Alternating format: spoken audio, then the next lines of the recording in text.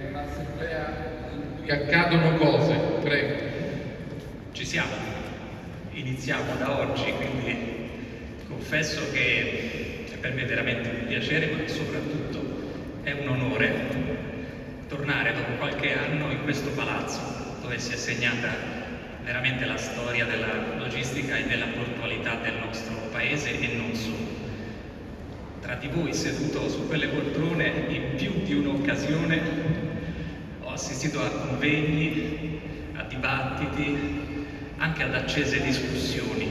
Quindi trovarmi oggi, a distanza di qualche anno, da quest'altra parte, per me è veramente un grande onore, un grande piacere, e lo dico con sincerità. 1945-2025, sono passati tantissimi anni. La vostra associazione è nata quando il codice della navigazione era sostanzialmente ai suoi albori.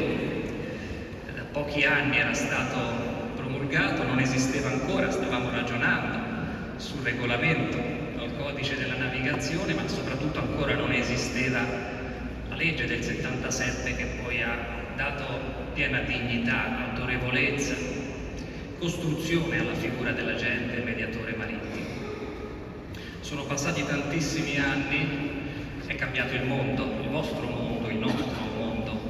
Eravamo abituati a navi totalmente diverse da quelle che abbiamo oggi, con esigenze di assistenza totalmente diverse. Siete stati in grado di far fronte a questi cambiamenti in maniera dinamica, e da quel che ho letto ho visto che altri ne avete in programma, puntando su due settori che ho ritenuto veramente strategici, sui quali mi compiaccio.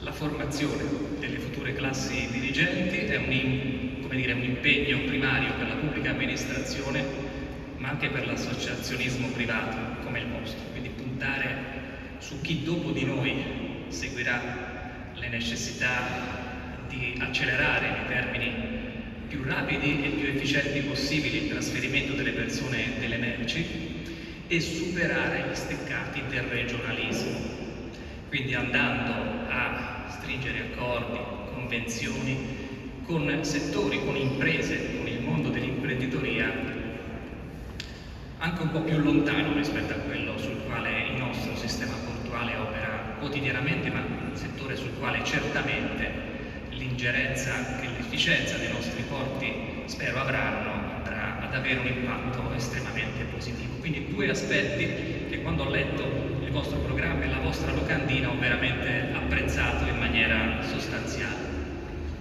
Di più non vi dico, perché sarebbe sottrarre spazio ai vostri lavori, e soprattutto perché sono, veramente arrivato da pochi minuti, e quindi lasciate perlomeno che acquisisca contezza di quella che è la struttura, l'ufficio, i collaboratori, i colleghi, le urgenze, che non vi sto a dire perché qualche anticipazione ho fatto alla stampa nei giorni scorsi.